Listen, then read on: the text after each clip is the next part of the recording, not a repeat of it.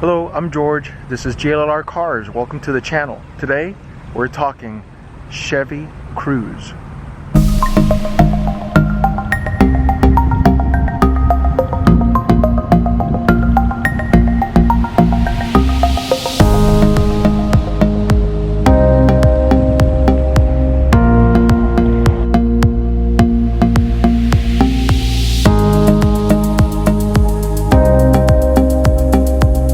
The Chevy Cruze is one of the compact offerings from Chevrolet, and the Chevy Cruze is what in a few years back used to be known as the Cavalier, or not really the Cavalier, but this is the car that was replaced by the Chevy Cavalier from a few years back. This vehicle is a small engine, very lightweight car that competes with the likes of the Ford Focus, one of the cars in the JLLR fleet. So I felt that taking a look at this car, talking about this car, see how it compares, see how it does, what uses it has, and would that be a car that would be suited for some of you? Let's take a look. The Chevy Cruze, this particular Chevy Cruze is a 1.4 liter inline four that produces 138 horsepower. Although the power is not very high, it does provide power to a very lightweight vehicle, and we'll see how well that performs when we're looking at the driving experience. Taking a look at the exterior and design of the car, it is a relatively simple design, but nevertheless it does have a good visual appeal. As I look around the car, it does have the sportier type of front splitter that you would normally see in a sports car, but they integrate that into the bumper, so it has that splitter-like look, and a grille that makes it give it somewhat of an aggressive look with the very slim lights on the top.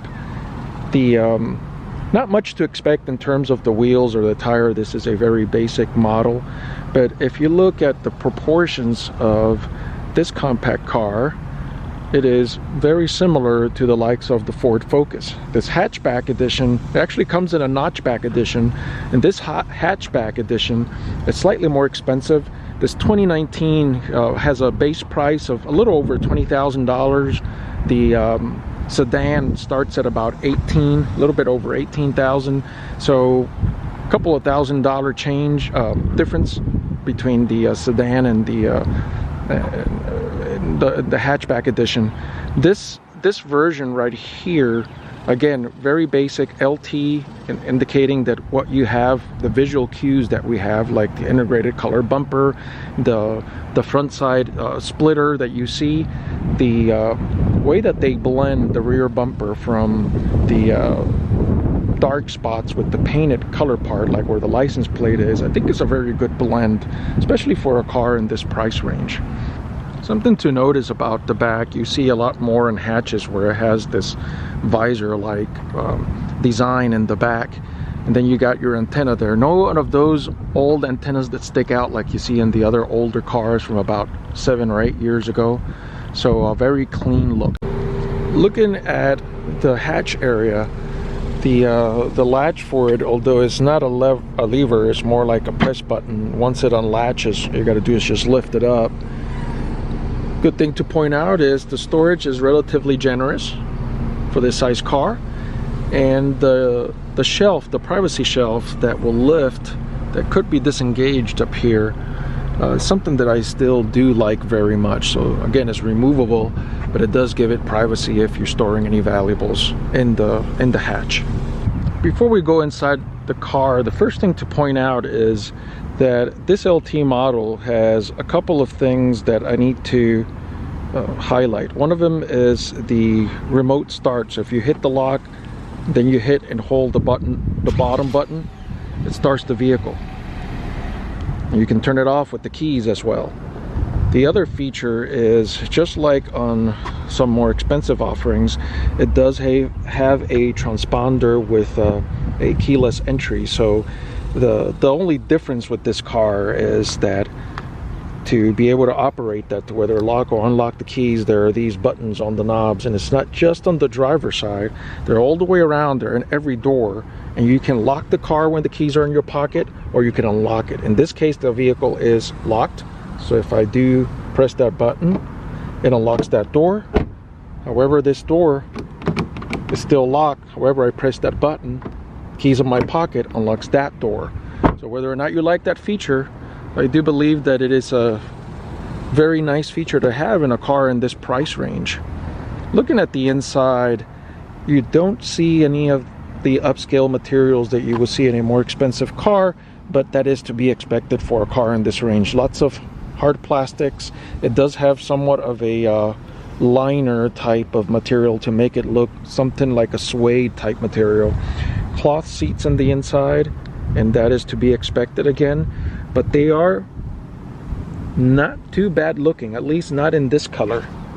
Looking at the interior from the driving position, the gauges, the instrument cluster, the vents, the design of the infotainment system, the temperature controls, and the rest of the front of the dash, although simple, is very functional, and it doesn't look very bad. At least nothing that I wouldn't expect for a car in this price range. You got your controls for basically activating the center LCD screen and your cruise controls on the left hand side. To turn it on, as expected, because it's a keyless entry vehicle, it is a keyless start. So pressing the brake and pushing the button, car comes to life. Again, the front LCD is not a color LCD, but it is functional. You get to look at various settings on there. Very basic analog gauges, but when they're driven at night, they look very well.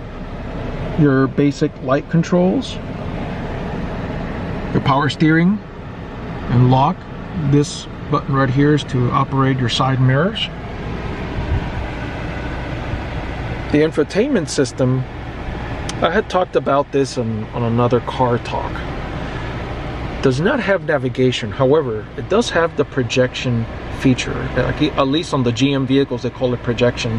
In other cars, it's nothing more than the ability to do Apple CarPlay and Android Auto. So if you connect the device there, it will show the display of the phone, it will show you the maps. You can do Waze, you can do Google Maps, you can do Apple Maps, depending on what phone you connect. It's very functional, and I actually am liking it quite well. In terms of storage and other connectivity options, over here here's actually where you connect the auxiliary or the USB connector for the Apple CarPlay or Android Auto. Here you have a 12-volt connector. You have two very generous, good-sized cup holders, which I wouldn't expect in a car this size. You got a little cubby hole here, as well as a center arm storage console, where it does have a somewhat of a small storage space there, but it's functional. My only complaint here is a little recess a little far back, but because the car is relatively small, if I put my elbow on it, I can still reach the steering wheel at the 3 o'clock position, which is one of the design areas that I like to see. The glove compartment is a standard glove compartment, and up above the dome area you have your light controls. Wish I had a little bit of a storage for maybe a sunglasses there, but that's what you get. In the back area, the first thing to point out is the surprisingly good knee space. So I have this chair set up for what would be my driving position, which is usually recessed pretty far back, and the knee space that I have here is approximately 4 inches. I can even stretch a little bit. In terms of the area where I would lean my head, is still not too bad. At my height, I still get a little bit of clearance there, and relatively generous space for an average human being to be able to sit in the back, ride in the back, and there is absolutely no problem. One other thing that I like is in the center area, it does have that retractable armrest with the 2 cup holders here as well. So not too bad for a car of this size and in this price range. First driving impressions are related to the agility and the light weight of the car. It just feels very light, and the ability to move it wherever you need it to go is quite easy because of the lightweight. So the steering, in order to do this, is not as precise of some of the more expensive offerings from other cars, but it gets the job done. When I punch it, it doesn't have a punchback feel, but it does feel adequate enough to make it a driver that you will not be just frustrated about. So if you're making this a car that you're daily driving, and you may feel that you're underpowered, I wouldn't say that's the case. I would say that it gets the job done. So it's not punchy, but it adequately accelerates for where you need it to go. It is not a car that is supposed to bring you the excitement of punching you back, but here I'm going uphill and punching it, and it gets the job done. No complaints there, and I think that's attributed to the light weight of the car. I talked about the steering being good steering, maybe not as precise as some more expensive cars, but no complaints with the steering in terms of what you need it to do. You do have somewhat of a feel of where the tires are, but at least it doesn't feel like one of those mushy steering wheels. It gets the job done. The driving position, once you adjust the seating the way that you want it, the driving position is surprisingly good. So one would think, because of the size of the car, the challenge to make one fit in it may be a little bit of, it may require a little bit of creativity, but that's not really the case here. The driving position is quite centered.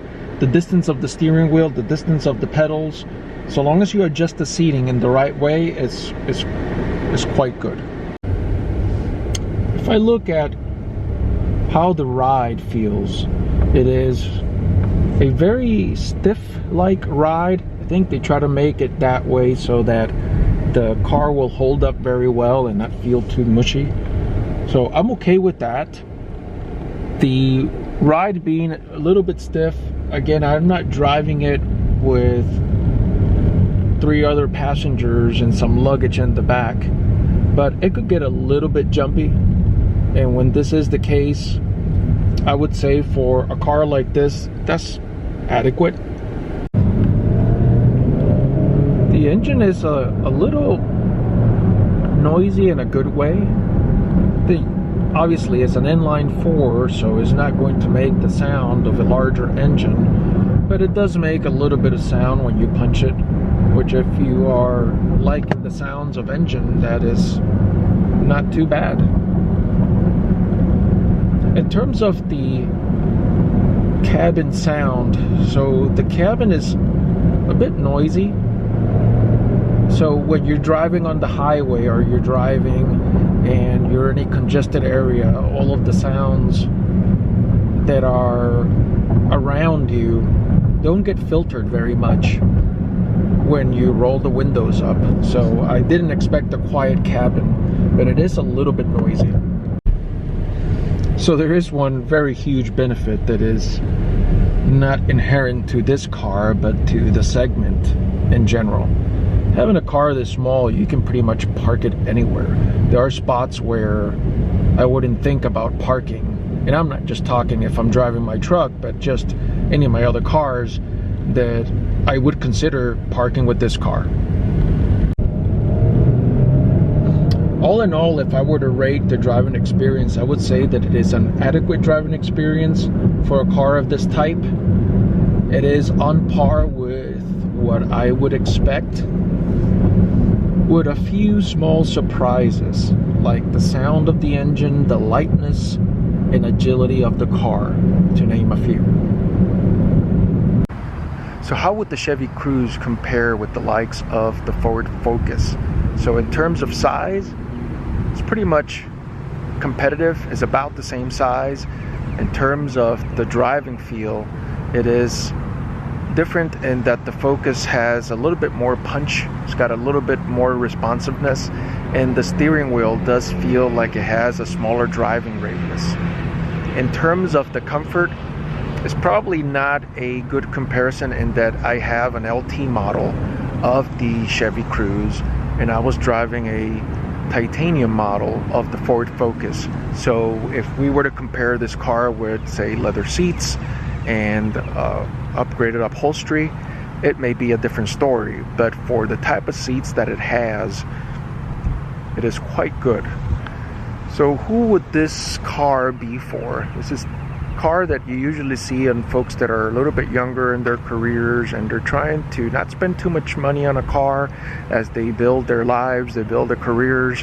If they don't have a big family, obviously, if they need to preserve fuel and save a little bit there, this is also a very good car. I've seen more and more smaller cars being used for like Uber and Lyft, and for that purpose it also makes a very good car. May not have a lot of luggage space, but as we looked in terms of the hatch area, it is better than most cars of this size. So it's also a car that would serve a good purpose. So if you need to have a car for a little bit long time, you take good care of your cars, you change the oil, you do the maintenance, you rotate the tires, you don't punish it too much, this car could last you a while. I think that it's a car that has had some success in this segment because there are many drivers and there are many owners who will look to save somewhat, and with a starting MSRP of a little over $18,000, that does fit the bill for many users and many owners. My name is George, this is GLR Cars, and as always, drive safe.